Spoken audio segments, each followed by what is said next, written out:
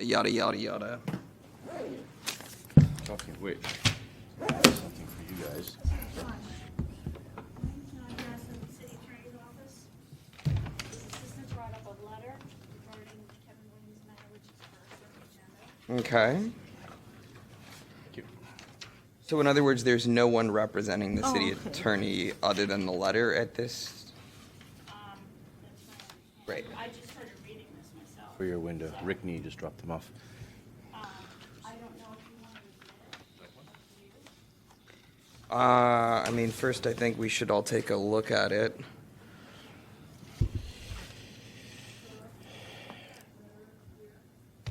Huh?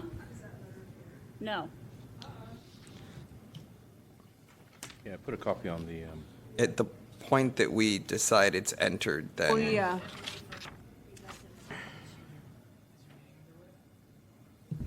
I mean, it's late.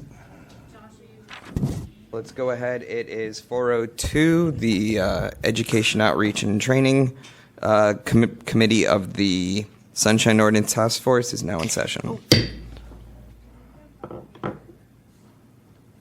All right. So before we begin, we have a item that has been, it appears to be submitted in lieu of an appearance at this preliminary hearing.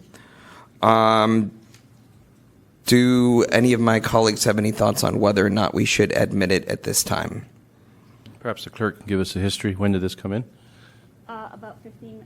Like, About literally 15 5 minutes ago. Well, do we require appearance at these preliminary hearings? We do. Okay. We actually can't require a hearing at this because this process is not part of the. So the we've made a motion that they are supposed to be here. But yeah. what the recourse for not showing up to this meeting is a lot more vague than Right, exactly. than the full one.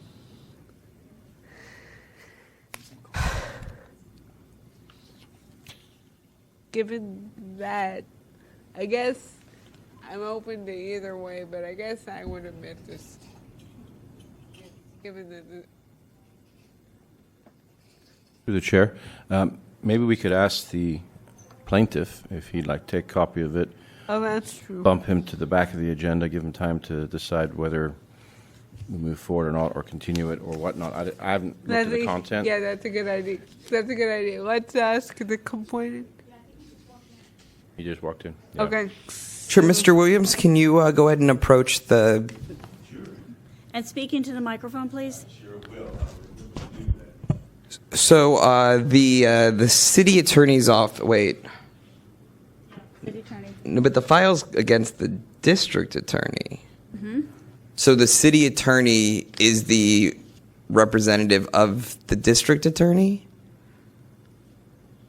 Advises. right? But in terms of who should be here, it would be the district attorney, not the city attorney, correct? Sorry, Mr. Williams, there was just a minor. In brief summary, is anyone from the district attorney's office here, just to verify? Yeah, so no one from the district attorney's office is here.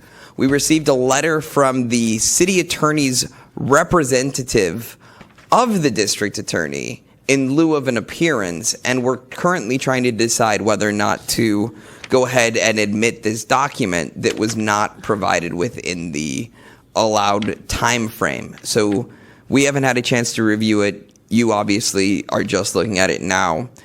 And I realize this is a bit premature, but the question before us, and by extension you, is whether you have any objections to us entering this into the record for today's hearing.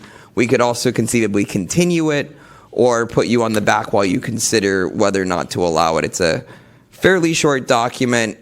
It's up to you. Or it's not up to you, but we'd love to hear from you. Sure, I understand. I'd like to sit down and read it. They didn't send it to me. Ryan. It was just delivered 15 minutes ago. Yeah, because I fully expected someone, either Mr. Bastian or the city attorney, the district attorney himself, for obvious Sure. So, Mr. Williams, I'm inclined to go ahead and move your item to later in the meeting to give you a chance to review that document, and we'll revisit whether or not to include it when we call your case. Are you amenable to that? Well, I'd just rather just get it, since I'm here, I want to just get this out of the way. First and foremost, Okay. We haven't gotten to your item. First is public comment, so you object to it being included. We've acknowledged that, and we'll go ahead and make a decision as to whether or not to include it, and then in about 5 minutes, we'll call your item.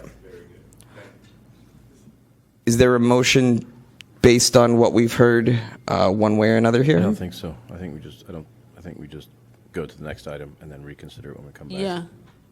Probably cleanest. I mean, the next item's public comment. Go ahead and call the first item, please. Well, it's approving the minutes, but. Right. Item number 2, adoption of the minutes for the August 21st, 2018 Education Outreach and Training Committee meeting minutes. Is there a motion to approve these minutes? I'll move to approve. Second? All right. Any public comment on that motion? Seeing none, Take the roll. go ahead and call the roll. Member Hinsey? Aye. Member Hinsey, aye. Member Highland? Aye. Member Highland, aye. Chair Wolf? Aye. Chair Wolf, aye. The motion passes. The minutes are adopted. Great. Go ahead and call the next item, please. Item number 3, public comment.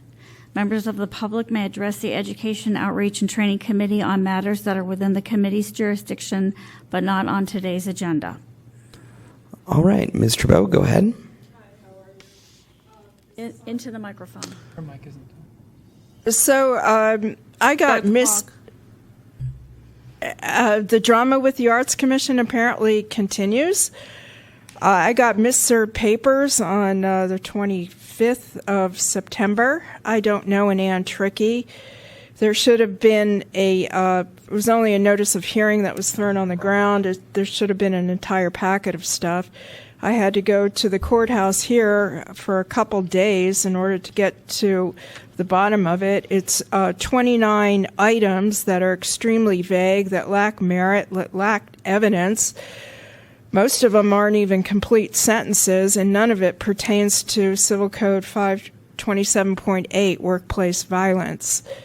So it took me 2 weeks to write a response, and I have a hearing tomorrow.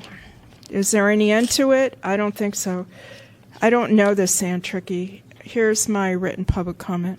Great. Thank you. Any other public comment?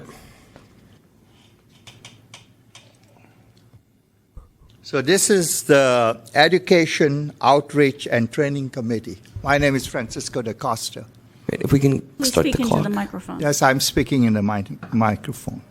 So, as you can see from some preliminary deliberations, one of the things that is missing is a checklist on the part of whoever is in charge of this committee, so that any agenda item which is there has to have a relevant checklist so that the relevant documentation pertaining to the agenda is there so that an adjudication can be made. Now, if you don't do this, first of all, you're disrespecting yourselves, because when we created the Sunshine Task Force, and by default, all the committees wanted y'all who represent us to do right. And this is not only here. This is not only in this committee. It is at other committees when we come, we see this, that the burden or the heavy lifting has to be done by the victim. So what I'm saying is this. Don't mention this in your minutes, that this was part of some sort of public comment, but do a deliberation. Take an action.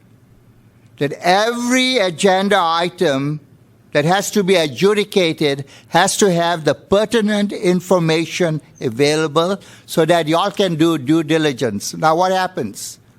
Y'all fulfill your obligation and do due diligence, and we feel good because that's was our desire. Adjudication. Now, if it's not done, and it's not really your committee, other committees, then what happens is there's going to be a rift. There's already a rift between the Sunshine Task Force and the Ethics Commission. And I can go deep into it. I just came from the San Francisco Board of Supervisors, where there was a similar thing happening over there, where in the middle of the deliberation, the Bay Area Air Quality Management District issued a document in the middle of that, showing disrespect not only to the committee, but not only to the Board of Supervisors, but to the plaintiffs and everybody else. So those are my comments. Mr. Costa, could I ask Yes. you a quick question? Sure. As I'm sure you're well aware, the EOTC, the compliance and amendments, have sort of two-sided roles at this point as committees. They act as a almost like a addendum to our complaint committee to look at initial complaints and then also to deal with issues that are specifically related to EOTC in this case. It sounds like what you're talking about is the complaint committee portion of our process and not the EOTC portion. I just want to confirm my... Well, as you said, I understand, Mr. Wolf. I've been following you for a long time, and you do due diligence, and so do some others who have left the Sunshine Task Force. But I'm talking about the days of Doug Comstock and, the Bay Garden, Mr. Bergman, Ann Williams. I go way back when, where due diligence was done. It kind of overlaps. Somewhere along the line, because you are volunteer, whoever has to do due diligence, they don't do due diligence. And that's my point. My point is, due diligence has to be done, and due diligence brings about some standards. And when there is some standards, like how we have in the military standard operating procedures, these standards allow you to go in the right direction to have an adjudication. I don't want to belabor the point. I understand. So thank you for sharing that with this body. Because the complaint portion of each of our subcommittees is sort of needing to be standardized across the committees, I encourage you to repeat this same comments at our full board meeting so that each of the respective committees that oversee complaints can work so collectively and on the same page. Thank you so Wolf, much. I will do that. Great, thank you. Any other public comment? Seeing none, go ahead and call the next item. Kevin Williams? What's Are we that? going to push Kevin Williams? To We have not decided to alter the agenda, so he is okay. up now. Okay. Item number 5, file number 180667, complaint filed by Betty Mackey against the Treasure Island Development. Wait, Wait, no. Mac. We have not changed the agenda. Oh, okay. We are on item 4. Okay. Item 4, file number 18075, complaint filed by Kevin Williams against the District Attorney George Gascon for allegedly violating Administrative Code Section 6725 and 6729-5 by failing to respond to a request for public records in a timely or complete manner. All right, so we still have not disposed of this document in hand. Mr. Williams, have you had a chance to Yes, more I thoroughly have. review it? And do you maintain the objection to it being included in the record today? Yes, I do, on both procedural as well as on its merits. It's inappropriate. It is not the procedure established by the task force. Moreover, all right. Unfortunately, sir, we will give you your chance to engage in the merits and what your Okay, case is. But sure. in terms of this procedural issue, I don't think that an argument is necessarily helpful so much as us just deciding whether to include it, and then we can go from there. Does that? well, I just, first and foremost, I have to put my argument on the record, because if I have to pursue litigation and I am determined to make certain that I have fair and objective and impartial due process, I will take that step. But first and foremost, it's my obligation as the proponent to put on the record my objections before you deliberate. I'm not entirely sure I agree with that, but I'm willing to let you go ahead and share that.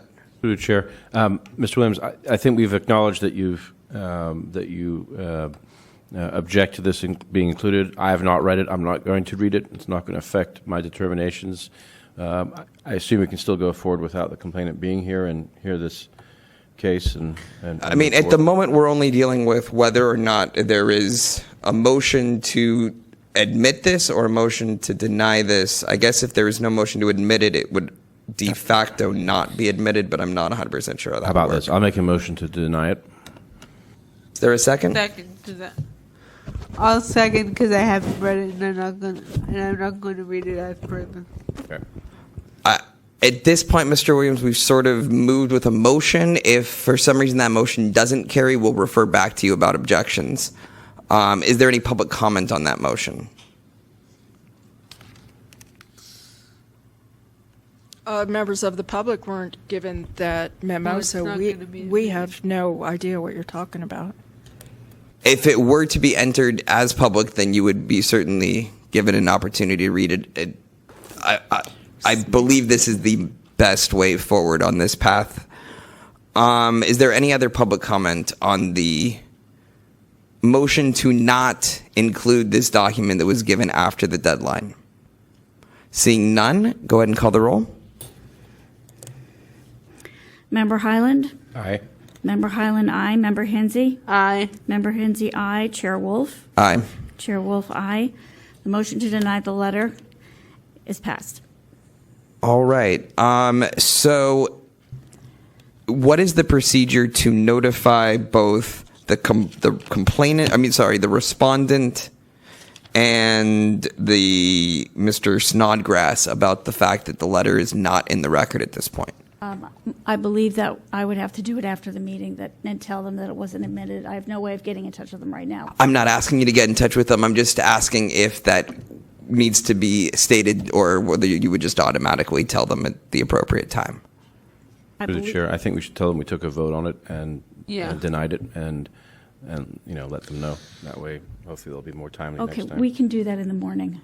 Great, that sounds wonderful. So I just wanted to make sure that the respondents were aware that this letter wasn't in the record so that if they want to put it in the record for when this appears in front of the board again, they have that opportunity. Okay. While following the proper timeline. Once again, I believe we answered this previously, but no one from the DA's office or the city attorney's office who's speaking on behalf of the DA has entered the room. Seeing no waving of hands. All right, Mr. Williams, if you want to go ahead and give us about 5 minutes. We'll give you 5 minutes, and you've got as much of that as you'd like to go ahead and make your case. Okay, what I'd like to do is enter my statement in the record, in the oral record, as to the reason that I'm requesting the members accept this matter under its jurisdiction to forward it to the full task force, because I think it raises some very serious issues, and in particular, compliance with the law.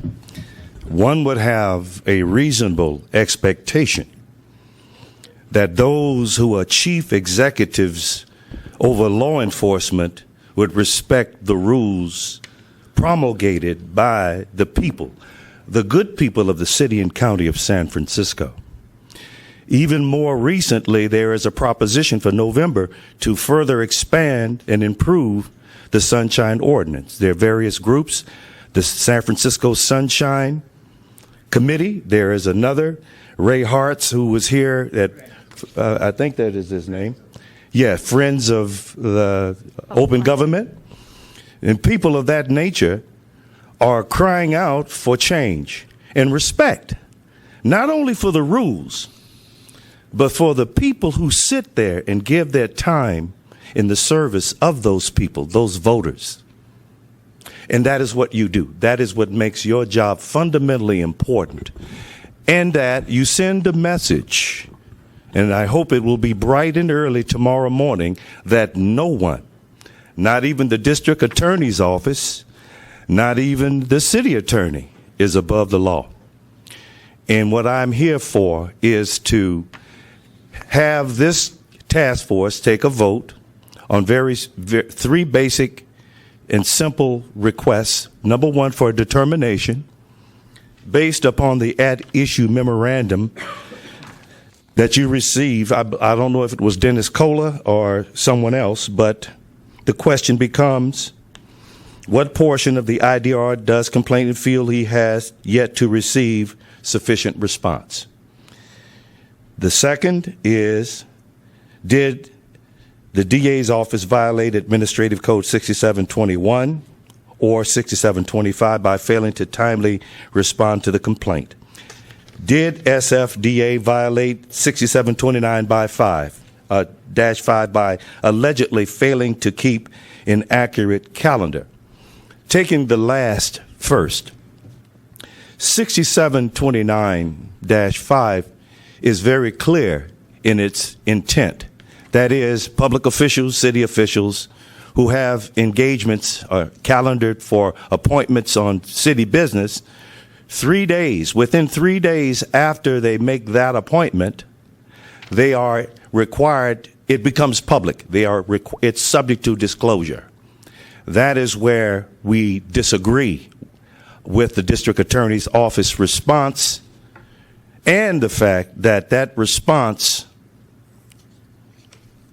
is in contravention to that provision of the administrative code. Here, and this is page 43 of your packet, I'll tell you why I'm here. Based on the response from the district attorney's office, George Gascon, he says, and I'll just go to the middle paragraph, we respectfully decline to produce the records you have requested. This response is based on the California Government Code 6255, which allows a public agency to decline to disclose a public record where on the facts of the particular case, the public interest served by not disclosing the record clearly outweighs the public interest served by disclosure of the record. While San Francisco Sunshine Ordinance generally restricts the ability of agencies and officials to withhold requested public records on the basis of Government Code 6255, the local ordinance restrictions do not apply where they would interfere with the district attorney's investigation and prosecution of state criminal law. I didn't ask anything about an investigation. I asked within the specific meaning of 6729, shows I have 28 seconds. Within the specific meaning of 6728-5, I made that request, and I was told in response I couldn't receive it because Mr. Gascon fears for his life and his personal safety and that of his wife. I've known every district attorney in San Francisco, being a resident here 60 years, since the district attorney's office began dealing with these issues long before Sunshine Ordinance was passed. I mean, that started Terrence Hallinan, all of them. Williams. I know them. Thank you. And to be told that is and then this fiasco is a joke. So anyway. Thank you. Go ahead and stay up there, though, sir. I think we have a couple questions for you. Sure. So as far as my questions, and then my colleagues perhaps have some as well, you're still waiting for documents that you haven't received, correct?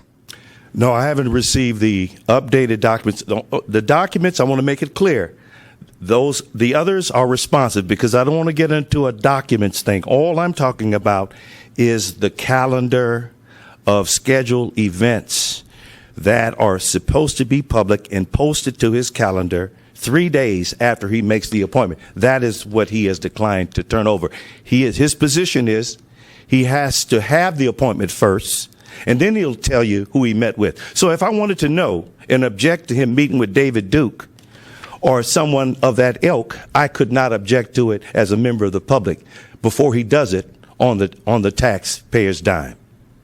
That's the example. It may be an extreme example, but nonetheless, I have the right as a citizen to object to someone who my tax dollars go for their salaries and paying, where they tell me who they're going to meet with first, and I have no opportunity to object to it.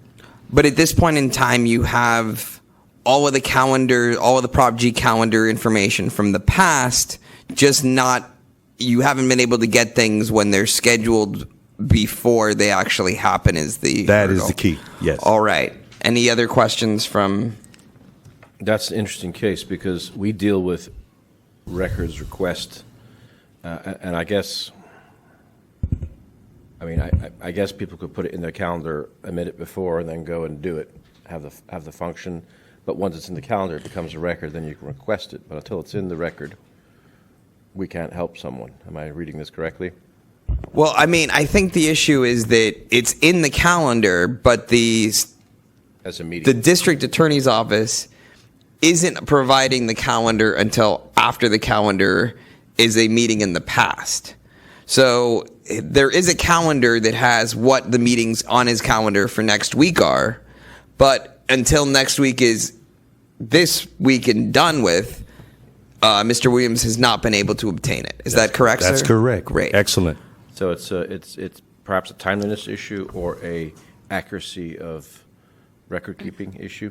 The fact they're not putting any details. I mean, I'm just trying to think how we might be able to package this and send it up to the full committee if we choose to do that. I mean, everything is going to get sent to the full committee, whether we want to or not. Is there a timeliness on the actual response? Did any of the responses take longer than? Let's see. You filed it as an IDR. So did you receive a response that within 24 hours of filing the initial request? They invoked a 10-day extension. I know, but did they invoke that extension within 24 hours of you sending the request? I believe they did. Okay. To their credit, they did do that. And then at the end of that 10-day period, did you receive documents? At the end of that 10-day period, I did receive some documents. However, they never stated when they issued the first set of documents that the request for prospective appointments would be denied. So I had only to assume that I had a full and complete record. It was only until I evaluated the calendar that I discovered that they were withholding the documents, because it's unreasonable to make appointments and then every one of those appointments is after the fact. So what I'm saying is I'm making the same point you did in a different way. I didn't receive those reasonably. One would expect when you set an appointment, you don't set an appointment 3 days and you're meeting with somebody. It's usually several, weeks ahead. Right. I'm sorry. I see the violation you're talking about, but from what I'm hearing, it doesn't sound like a timeliness. I'm not sure. Through Chair, Mr. Williams. So let's say, for example, you request of them all appointments between January 1st and January 15th, and you make that request on January 16th. Yes. And what you're saying is you're getting everything through the 13th, but not the last 3 days, because that 3-day window that they're invoking, they're not giving that information. Is that? That is correct. And I sort of put a broad blanket around it. I said I would like to have all of the appointments for 2018. Mm-hmm. So I put a broad gambit around it as well. It's interesting because most of our sunshine requests are for past past calendars. Mm-hmm. Uniqueness, I understand the uniqueness of this is that 3 days after Mr. Gascon makes an appointment, it's public. Mm-hmm. So that sort of adds a different flair. 3 days after he holds the appointment, it's public. No, 3 days after he makes the appointment. After he lists it in his book, it becomes public. Not holds it, but lists it. So an appointment 2 days from now would list the details of who he's meeting with? That's correct. And but it's disclosable at that time. According to them? Yeah, it's according to the ordinance. If you go to the ordinance 6729-5, you'll see within 3 days after he makes an appointment. I make an appointment with you to meet next week, and we meet on Tuesday. By Saturday, that becomes public record. It's disclosable. The Saturday before? Yes. So I just looked up the language that you referenced, and the actual words are 3 business days subsequent to the calendar entry date. Okay. And I don't know what the legal definition of a calendar entry date is. Is that the date that the entry is on the calendar, or is it the date that the person thing was entered? I don't know. That's a good question. Is it the date his assistant actually enters the meeting? So it seems to me that there's potentially two ways to interpret that particular line. It's going to be up to the full task force and our city attorney's assistants, our city attorney representative, to really parse that language and figure out who's right there. I think we realistically have what we need to move the case forward to the full committee. Does anyone else have any outstanding questions before we move to a motion and push this to the full task force to resolve? I think just for the record, quote that section. Is it 6929.5? 6729.5A, last sentence. Yeah, when you summarize it for the full task force, make sure to reference that we had questions about it. I'll just read it for the record. Such calendars shall be public records, and shall be available by any requester 3 business days subsequent to the calendar entry date. Added by Prop G 11-299. Yeah, it seems like that language is what this entire thing hinges on, and hopefully we'll have some better knowledge going into the full task force meeting. I guess their next step would be, is there someone want to make a motion to find that the documents are public and refer this to the full task force for a possible violation of 6729.5? Sure. I'll move that the records are public, and I'll move that it to the full task force with the, I guess, a note that when we do the hearing, we look at the language of 6729.5 to consider in our deliberations. I'll second. Great. Any public comment on that motion?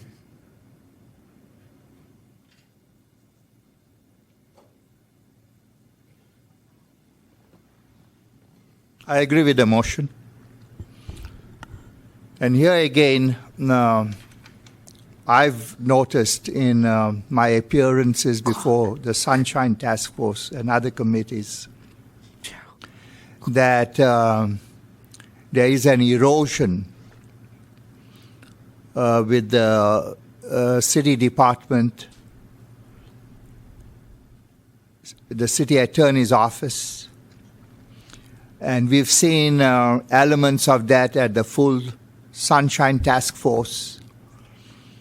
And we've seen issues that we've brought which affect all the committees, where the certain information that we ask for, hurdles are put in our way. And we are going to be addressing that. In this case, we are ready to take this to court. We are going to go to the Sunshine Task Force to see if they adjudicate quickly. But if they kick the can down the street, as they did with some other case, then we feel the best way to bring justice and fair play is to take the matter to court. I appreciate this committee being succinct, focused, and bringing about some resolution. As you know, you're just a committee.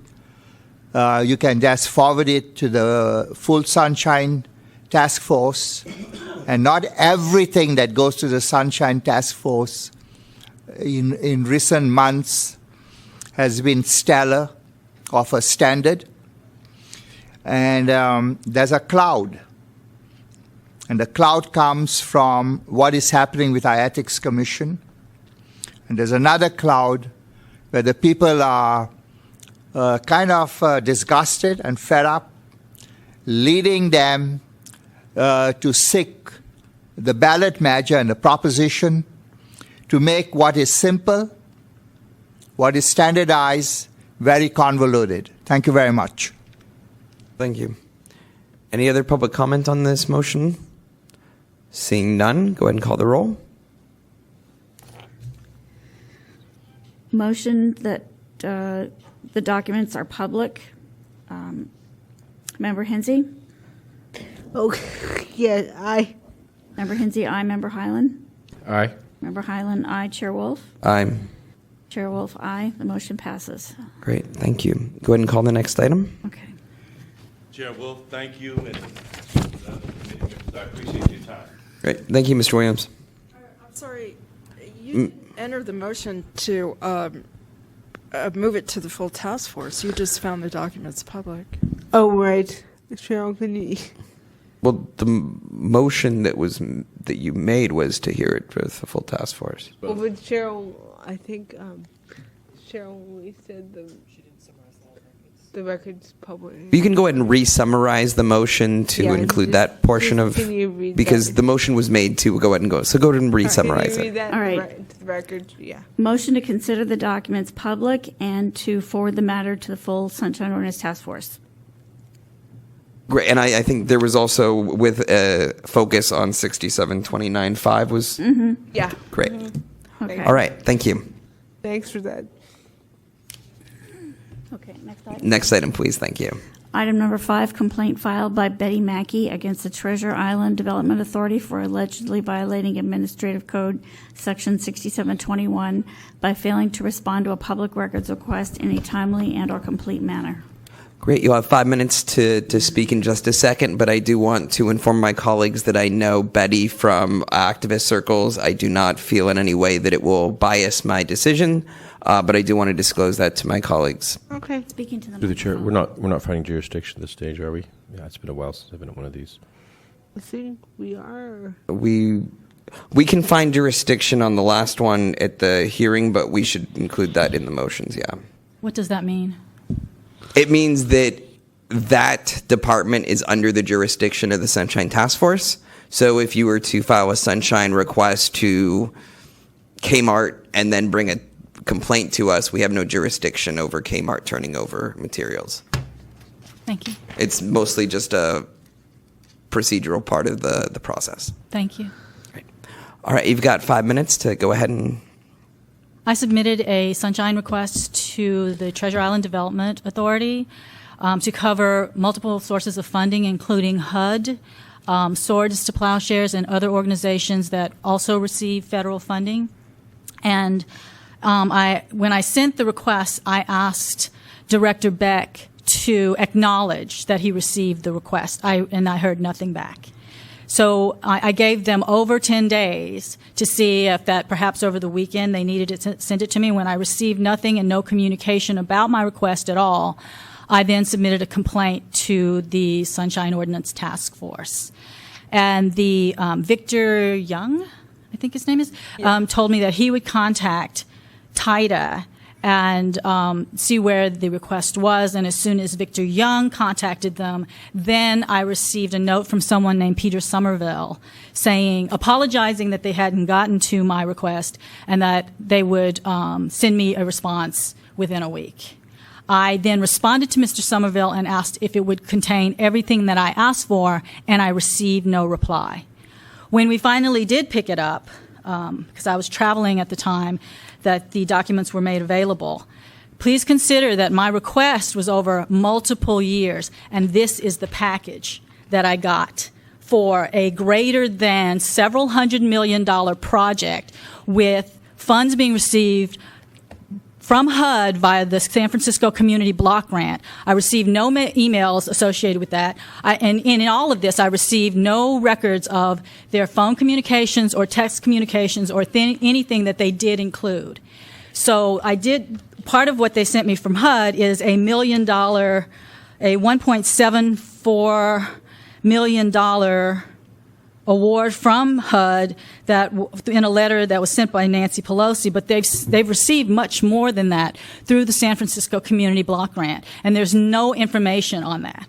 So it doesn't make sense to me that they would include only something from a previous director's stint on something that none of the emails even indicate that was brought to closure and whether or not they received those funds.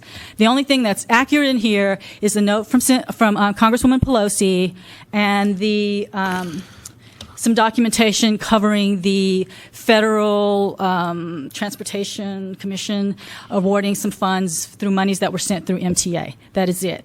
And for a several $100 million project, why is this all that they could find? And it's woefully insufficient. They don't respond to my emails. They only respond to the Sunshine Ordinance Task Force. And this is very typical of trying to get any information out of TIDA.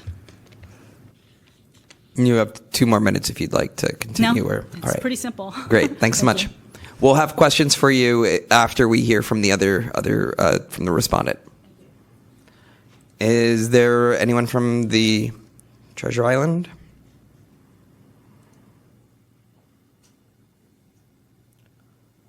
Thank you, members of the committee. Bob Beck with the Treasure We could get Island. 5 minutes on the clock, please. Yeah. Thanks. Bob Beck with the Treasure Island Development Authority.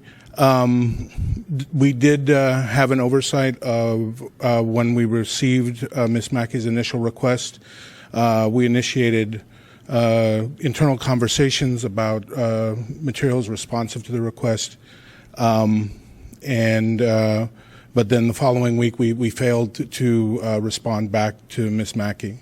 On August 10th, Peter Somerville on our staff sent a response to Ms. Mackey requesting clarity on the request, and it was our understanding from her response that she was looking for grants direct to TIDA from federal agencies. The materials that we've provided are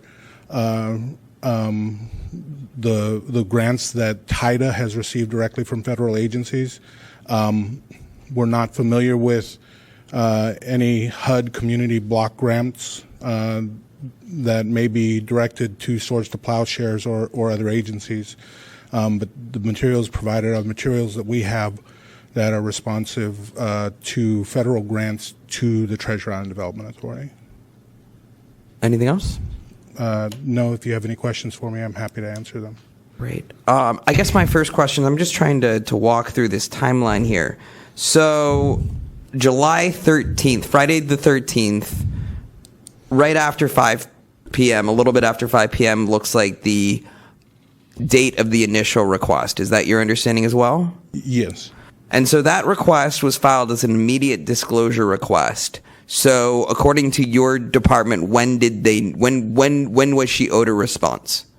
I believe within 3 days. Within 3, because of the weekend? Is that what you're saying? 3, I believe it's immediate request is within a 3-day response. I don't believe that's the timeline. But when did you get back to her? I mean, I understand that this is not really an immediate request. So when did you get back to her to, I guess, ask for an extension? Our first communication to Ms. Mackey was on August 10th.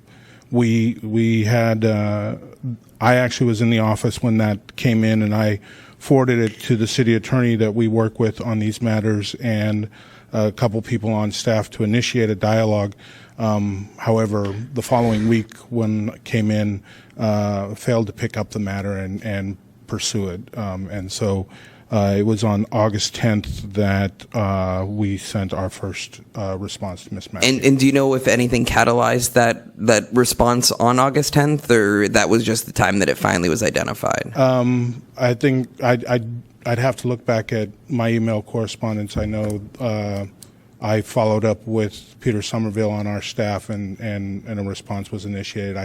I'd have to look back to see if there was anything that triggered that, or if it was just going back over prior communication. Sure. And then my last question for you before I hand the mic over to my colleagues is, so in this case, we have well over 10 days to respond. I don't know how often your department receives records requests, but what have you done to ensure that there isn't a 20-some-odd day window between responses? Yeah. No, we do periodically receive requests. We've had 3 in the last 4 months, and typically we are more responsive than this. Peter Somerville, who is on our staff, tends to serve as a liaison and clearing house for these requests,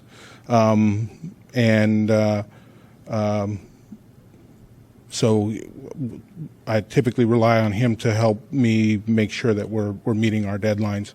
We also have instituted a practice of notifying the city administrator's office, to whom TIDA reports when we receive sunshine request notifications. And who's the custodian of records for the department? Is it you or... Peter Somerville is the custodian of records for the department. Great. Thank you. Any of my colleagues? Timelines look pretty clear to me. All right. If you could go ahead and have a seat, sir, we'll be... Ms. Mackey, if you can go ahead and...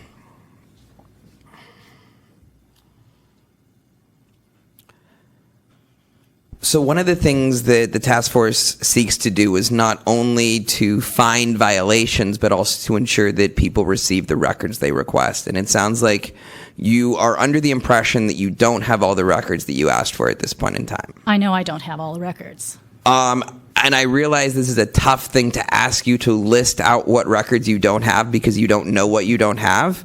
But to whatever extent, when we put this forward to the full task force, we're able to itemize what's missing, it will make it a lot easier for us to walk through each of those pieces with the Treasure Island. Mr. Chair, do you have a copy of my original request? I do have a copy of your original request. So if you read the copy of my original request, it was generic enough to state that I wanted a copy of all funding, including direct funding and funding through other organizations, specifically like the San Francisco Community Block Trust. I was very specific in that. So when Mr. Beck says that my request only asks for direct funding, he is either woefully inaccurate or telling untruths. On top of everything else, he stated that Pete Somerville is their custodian of record. Before I submitted this request, I called the Treasure Island Development Authority and I asked 3 different people who was the person responsible for these records, and every single person directed me to Director Beck. I didn't even know who Pete Somerville was until I got the woefully inadequate response. I understand, and I do believe that your request is clear, but because I don't really understand what this agency does, okay, any ability you have to sort of make a list of the things that you think exist that you don't have will allow us to. So puts a burden on me to know what they're doing, and the direction with the Sunshine Task Force is to keep it open enough to ask for things that maybe you don't know about, which is why I phrased it the way I did. No, I think your request was perfectly spot on, and we will seek to get you all the records. And you're right, the burden isn't on you, the burden is on the agency. But anything that you can do to illuminate what you think is missing will help to empower us when the respondent is in front of is at the microphone to go through and be like, where's this? Yes. Is there anything about this? And we just haven't done the research to know what's going on here the way that you have. So that's just where I'm coming from. I'd like to also, for the record, tell you that I spoke to HUD about any funding going to the Treasure Island Development Authority, and they were the ones who educated me about San Francisco receiving community block grants from HUD that San Francisco could then distribute. So that is an indirect means of receiving federal funds. And I'm sorry, but Director Beck knows exactly what that is. He knows better what that is than I do. So I can only give you what I've already submitted in the original request. I happen to know that Swords to Plowshares receives federal funding as a nonprofit, and they have an agreement with TIDA and they're located on Treasure Island. So they know what those agreements are, and those agreements were not submitted in the body of information that, a decade of information that I request, or over a decade, and you saw the packet that I received. So it's clear to me, as a person requesting the information, that they're doing everything they can and misstating what I've put in my request so that they don't have to give me any information. And I think it's also clear that they did that because he stated he went to the city attorney's office. And that to me indicates that he did it to find a way to keep from giving us information, which he has done in the past. When I lived on Yerba Buena Island and we asked them for information, they simply refused to give it to us. So this is not something new. It's just new to this board or this commission. Great, thank you. Any other questions for the complainant? No. All right, thank you. I'm sorry I couldn't be more clear. No, I understand, and we will seek to walk through the process as best as we're able to, and I've got some direction for our clerk to help a little bit as well. Thank you, everyone. I appreciate your time. Thank you. So I don't know whether this needs to be part of the motion or not, but in this particular case, we don't normally include the actual copy of the records that have been requested in the file for good reason. But I believe that in order for us to adequately identify what might be missing, we need to be able to review what was turned over. And I want to know what would be involved in the process of embedding everything that's been turned over into the file for the meeting for the full task force so that can be reviewed.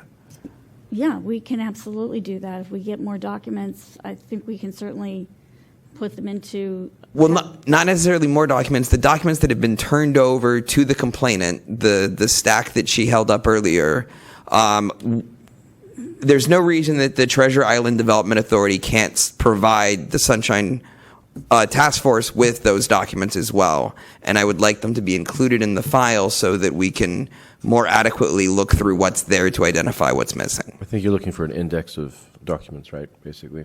An index of records would be yet another thing we could ask for, but no, I'm actually just asking for the records that were provided to the complainant to be put into the file to assist in identifying what's missing. I think the original idea or the original request should be in there with the list that was requested and also a list of what she has received by a certain date. That would be a good place to start from. That would be helpful as well. So I don't know whether this stuff needs to be embedded into the motion or whether it's just sort of housekeeping matters, but I think you have a sense of our direction. Mm-hmm. Is there a motion? Maybe you want to restate that? It sounds like you're making the motion. No, none of that's the motion. That's just how to deal with it, the file. Okay, and then you could add that as notes afterwards. What? Add that as notes. I mean, just so it gets into the record. I think me explaining it right now counts as notes. Do I need to do anything to put it in the record as it just explained? No. Okay, we're good there. Is there a motion? I'll move to find the records public in jurisdiction, and I'll move to send this out to the full task force with looking at least some timeliness violation. All right. Is there a second? I'll let you second it. I'll go ahead and second that. Is there any public comment on the motion? All right. Seeing none, go ahead and call the roll. Member Hinsey? Aye. Member Hinsey, aye. Chair Wolf? Aye. Chair Wolf, aye. Member Highland? Aye. Member Highland, aye. The motion passes. Great, thanks. And so it will be in front of the full task force to actually find any possible violations as well as work through the process to ensure that you get all the records you need.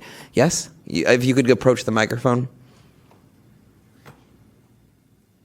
I would just like to offer the task force a full copy of what I have in my possession because it is the full record so that you have a copy of what I have and whatever they submit so that you can compare them. Do you have a copy with you? I do. All right, is it your only copy? Because I It can is. mail it back to you. Yes. Copy it tomorrow and then put it in the mail to you tomorrow. That's fine. That's okay with you? Yes. Okay. All right. Thanks.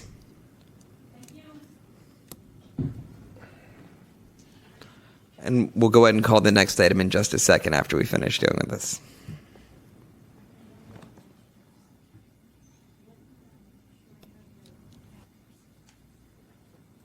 You can call the next item on.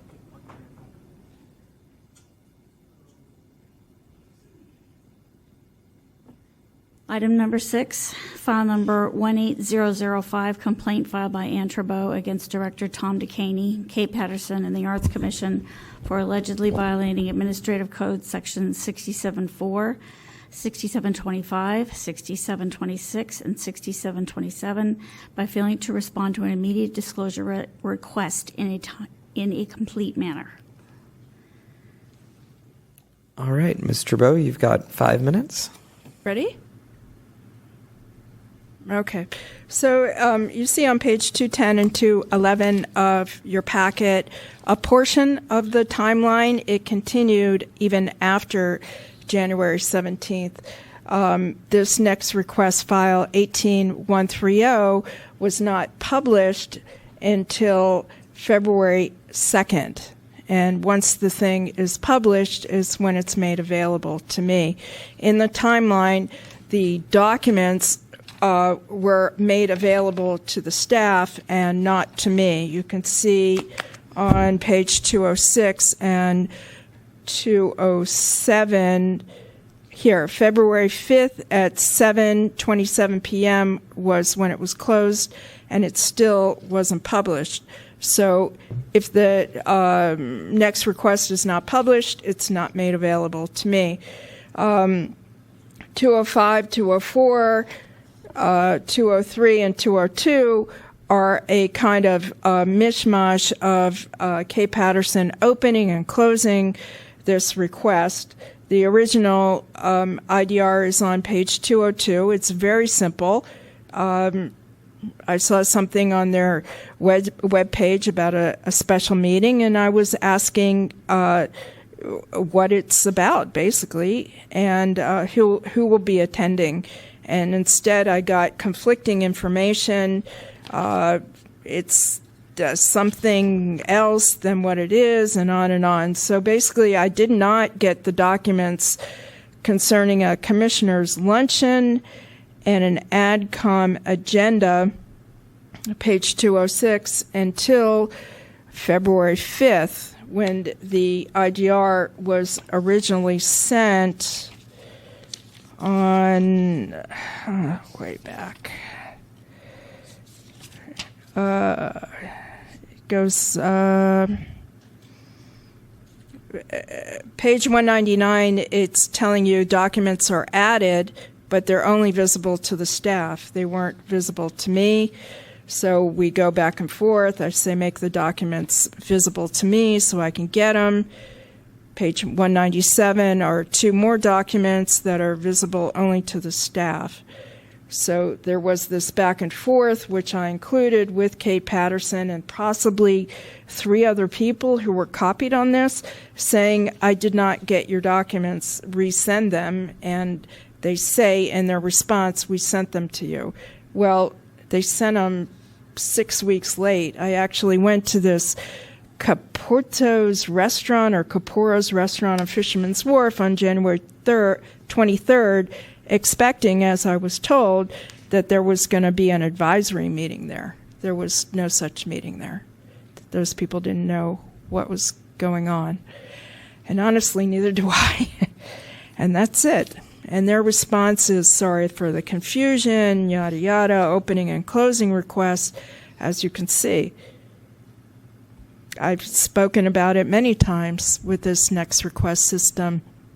It is a good tool, but it assumes that the person who's doing it knows how to use it. And here you see a clear example where they haven't used it very well at all. It's a massive confusion. So then they claim to have sent an agenda to a meeting on January 16th, which was available only to the staff and not available to me. That's page 200. And I keep asking them, can you send me the documents? I'm not getting them. And she opens and closes and opens and closes. You can see 202, 203, 204, 205, 206, 207, 208. How many times did she open and close this thing? And it generates an abundance of duplicative emails. It's very tedious to go through. So for an original email that was sent on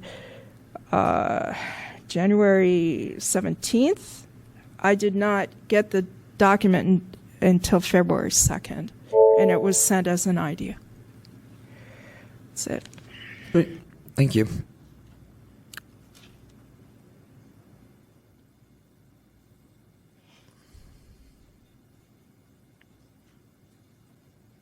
All right, whenever you're ready. Hi, good afternoon, members of the Sunshine Task Force. So I'm going to read a brief narrative provided to me by our communications director, Kate Patterson-Murphy. Okay. And if you could go ahead and introduce yourself just for the record. Oh, I'm so sorry. Yes, Rebecca Krall from the Arts Commission.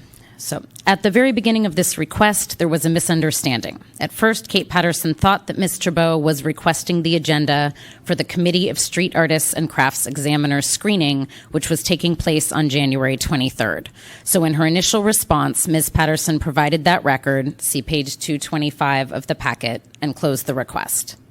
Ms. Chabot then clarified that she was referring to the special meeting notice on the Arts Commission's website, the one taking place at, quote, Caputo's restaurant, unquote, at which point Ms. Patterson reopened the next request case, see page 170 and page 220, 221 of the packet. Also, this is referenced in Ms. Chabot's Exhibit A, which is the email she sent to the SFAC Commission Secretary. In response, Ms. Patterson then provided the memo sent to all departments from the mayor's office regarding the special meeting at Caputo's restaurant. While also taking place on January 23rd, the Caputo's restaurant meeting was not set by the Arts Commission. However, we were required to notice it since our commissioners were invited. We did not have an agenda, and we turned over the only document in our possession regarding the meeting. On page 235, Ms. Patterson informed Ms. Chabot that she should reach out to Frances Sang for further records related to this meeting, which it appears that she did. And then this is our rebuttal to her narrative. We've provided her with the full next request record. We've provided you with the full next request record. As you can see, we did not send 50 of the same email. She claims that she cannot open the next request, but if you look at pages 217 and 218, you can see that she did, in fact, open the records. We responded in a timely fashion. The basis of her complaint is that we failed to turn over records related to the Caputo's meeting, but as we explained, this was not our meeting, and we turned over the only record we had. We fail to see where there is a violation here. And I'm sorry, wait, you still have time. Are you done? That's all. Great. That's all I got. All right, now I've got a question. Yes. Is that statement signed at the bottom? It was just a little interesting that you said that it was prepared by Kate Patterson, but is written in the third person regarding Kate Patterson. So I just wanted to understand. Well, they're notes that she prepared for me. So, okay. But I'm letting you know that obviously she's the party privy to the information, so the information's from her.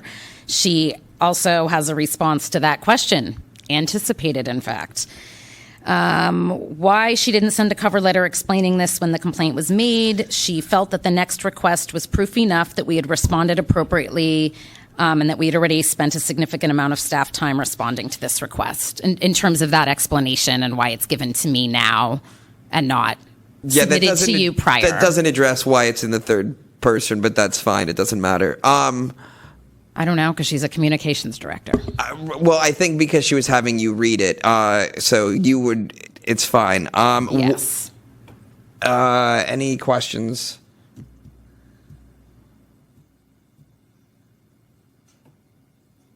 No. Ms. Chabot, can you go ahead and approach? Hi. So if I look at this, I see what appears to be a record of providing various documents one after the other, still The first response happened within well under 24 hours. They continued to provide more responses, and it seems like the issue was you weren't able to get in and access these responses that are in the system. Is that a fair assessment?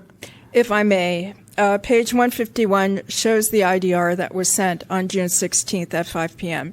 Request all explanatory documents pertaining to January 23rd, 2018 special public meeting noticed on your website, but not on your special meeting section. There is nothing in there that talks about an advisory committee. So it starts off on June 16 as an IDR. Was the response some sort of response timely? Well, yes, because within 30 seconds I did get a response, but then I asked on the same day, January 16th, page 152, I asked again for the agenda of a special meeting. Simple reading, that's all it is. There is nothing in there about an advisory something or other. So then we get into the verbose waste of paper and everybody's time, beginning on page 153.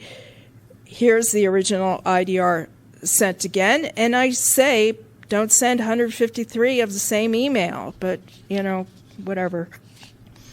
So it continue. The issue is the original IDR was not responded to.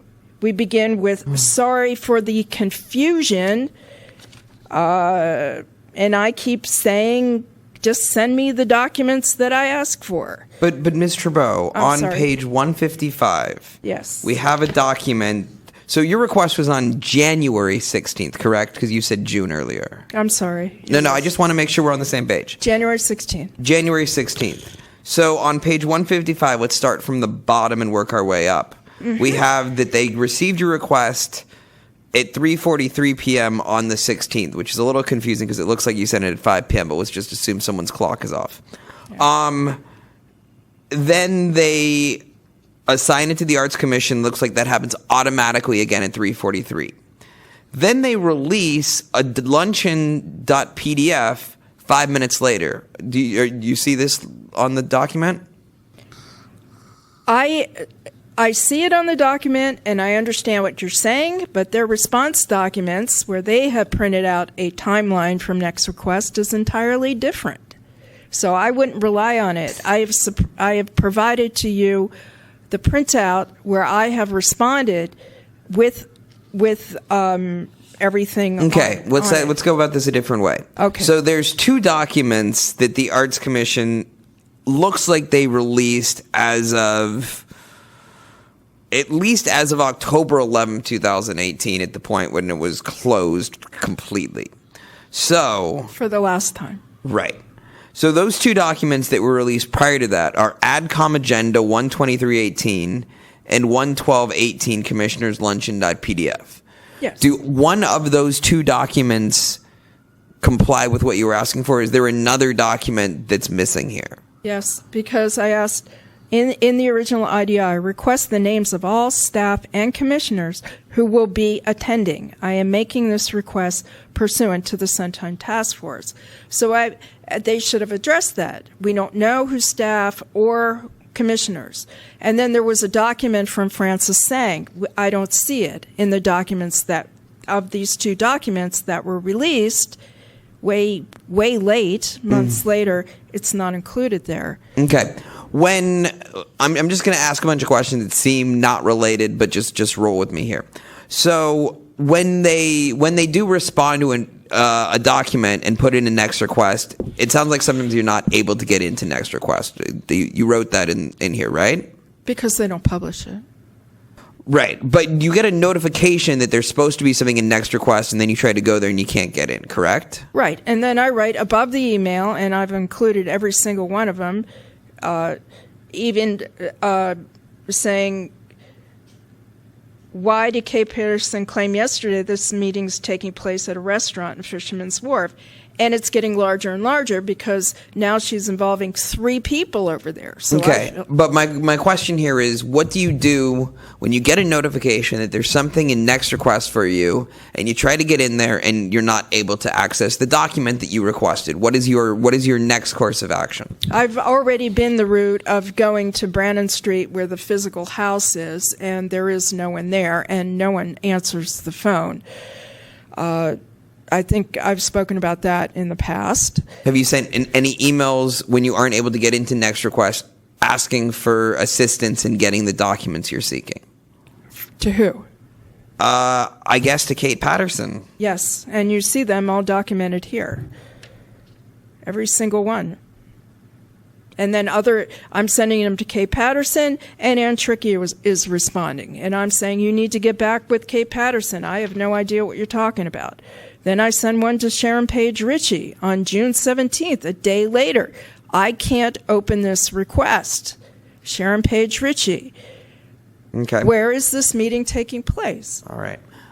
I'm good with. Does anyone have any questions for Ms. Trudeau? No. All right. Thanks so much. Thank you. And I'm sorry I forgot your name, but Rebecca, if you can. Has anyone else had trouble getting into Next Request when they request documents that you're aware of? No, not to my knowledge. And if someone were to try to get into Next Request for a document that was put up and send an email to, I guess, whomever at the Arts Commission, what is the procedure if someone says, I see you claim that you gave me this document, but I can't get in here? What do I do? What is the response from the Arts Commission? I guess we would check and look to get some technical assistance if there was a system failure or a problem like that.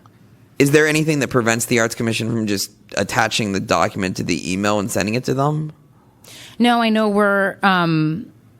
we are wanting to use Next Request exclusively, so we are attempting to do that because it does provide a tracking mechanism. I mean, I think it's great that you put the document on Next Request and go through that process, but if I, Joe Citizen, like, let's say that I am still using like an old DOS browser or some who knows what, and Next Request just doesn't work for me, and I say I can't get this. I think it's great to have the record of where it is in Next Request, but I'm trying to understand why you wouldn't just email it to me.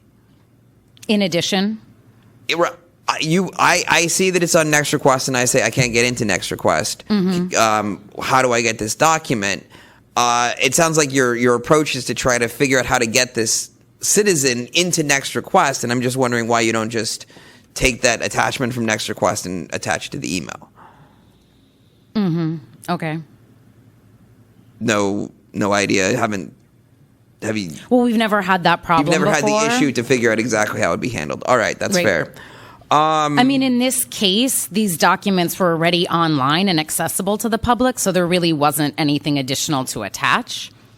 Well, but if they hypothetically, wait, but I'm confused. Then, if they were already online and accessible to the public, then one could type in the or copy paste the HTTP, the URL, so that here's a link to it.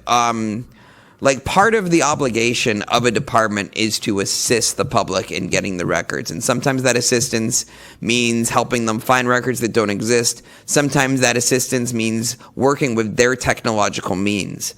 And so if it was already readily available online at a link, why wouldn't the easiest thing to do be to copy paste the link? Okay, it looks like that's what she did do, but I could go back and check. I apologize. We go through a lot of documents, and I'm not saying that isn't what happened. I see the Next Request link here. A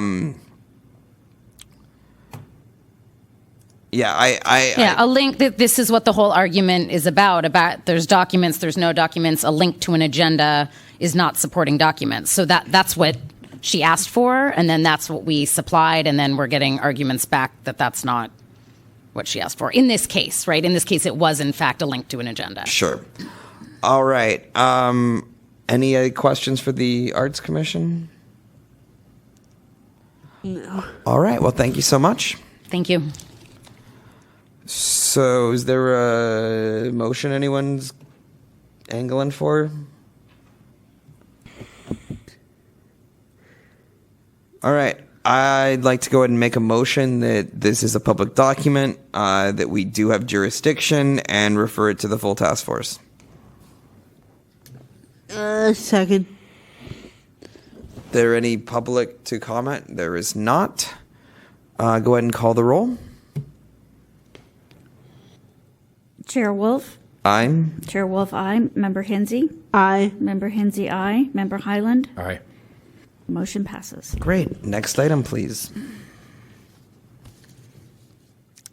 Item number 7, file number 17074, complaint filed by Anne Trabeau against the Arts Commission for allegedly violating Administrative Code, Section 6714, by failing to post audio recordings on the city's website within 72 hours of the date of the meeting or hearing.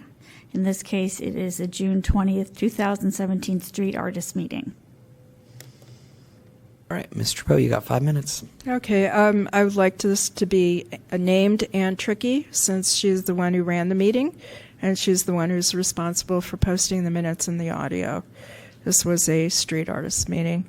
So on page 259 to 261 is a timeline of what took place. I attended that meeting and I was monitoring it closely because I tried to speak under general public comment. I was reading from a statement. I got 2 words out and I was cut off mid-sentence. So I was monitoring it closely because I wanted to see what the audio, which posted online, had. I wanted to listen to it. So here you go through the timeline of what took place, and basically, Kate Pat, I am the one that notified the Arts Commission that the audio is not up and working, and for me to do that, you're all on the same server here. So it's one thing for somebody to pull it up here, but a member of the public is not going to be on your same server. They're going to be at home. They're going to be some other place. So before I make that statement, I'm going to go to 6 or 7 different computers to make sure that what I'm saying is true. So it takes a lot of time for me to verify that the audio isn't up and running. So I first notified the Arts Commission, Sharon Page Ritchie. Of course, I didn't get a response. And then once I filed the formal complaint and the 5-day notice goes out from the task force, came the first response on July 11th from Kate Patterson. And I explained that I can't open it. I asked her to resend it. I get no response. And then suddenly, from 1:25 p.m. to 1:31 p.m. the same day, July 11th, Patterson just received word that the audio is now functional. And I say, I still can't open the attachment. Please resend it. And I get no response. So page 260 is my response to their July 11th, 2017 letter. I was not copied on it, so when Cheryl scanned me, it was the first time I saw it. And once again, when you have so few meetings, now that the street arts meetings are once a year, people want to know what took place. Maybe they couldn't attend, maybe they're out of town, they're artists, they do shows, whatever it may be. They want to know firsthand what took place. And I wouldn't be the only one who would want to listen to the audio. So I feel in the discussion, it's the responsibility of the person who posted the minutes to ensure both the audio and the minutes are posted in a timely manner. And the Arts Commission does not monitor. You know, it always takes a member of the public to say your minutes are late, your audio is late. They just don't do it on their own. And on September 29th, there was a street artist meeting. The audio posted 15 days late. And there are many street artist meetings where the audio never posted at all, many. So I think that even as of October 11th, 2018, I still couldn't access the audio, and that was from the Law Library here in San Francisco. So it's a persistent problem. It's gone on for many, many years. And you always get some lame excuse. Oh, it's a technical glitch. It's Salesforce. It's Granacious. It's this and that. It's the responsibility of the person who put their initials at the bottom of the minutes or the agenda to monitor this. All they have to do is call across the street to the IT department. You had the IT in here. It could be up to a year ago where they said, no, the Arts Commission never contacted us. We'd be more than happy to work with them. So, I'm asking that you find a violation and that it be against Dan Trickey, because I don't get responses. I do due diligence. I notify them first. I monitor. I go around different places. It's unbelievably time-consuming. And what is their response? To send you a letter where I'm not even copied on it. Thank you. Thank you.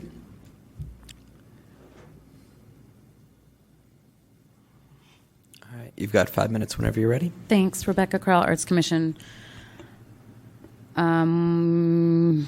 Chabot filed a complaint that the audio was not posted within 72 hours and not accessible.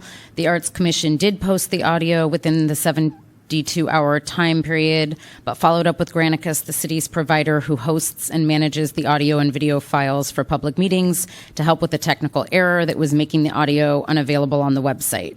The technical issue was resolved on July 11th, 2017.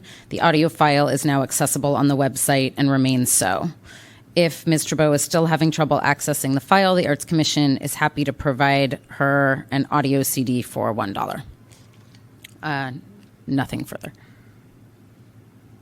Great, thank you. Any questions for our participants? Just discussion of, I guess, minutes. Certainly, audio file should also be part of the record. It was recorded.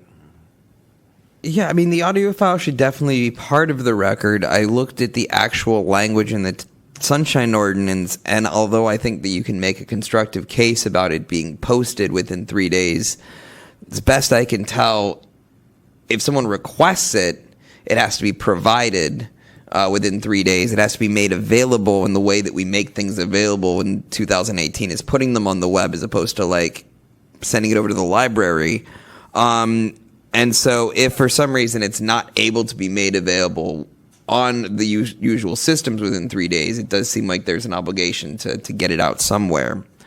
I'm not sure that there is any indication it wasn't accessible through other means after 3 days, however.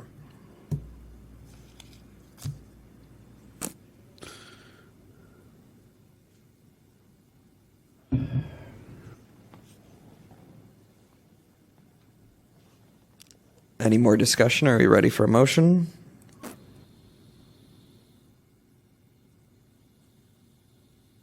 I'll go ahead and make a motion that the Sunshine Task Force has jurisdiction, that the documents are public, and referring the case to the full task force.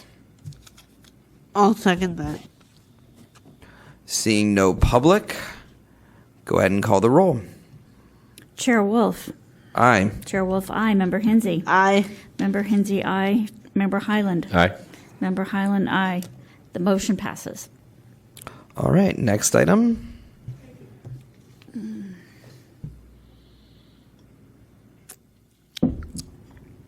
Item number 8, adjournment. Is there a motion? So moved. Second. All right. All Being right. adjourned at 5:25. Hey, you too. Well done, Josh. Is the recorder off? I'm doing that right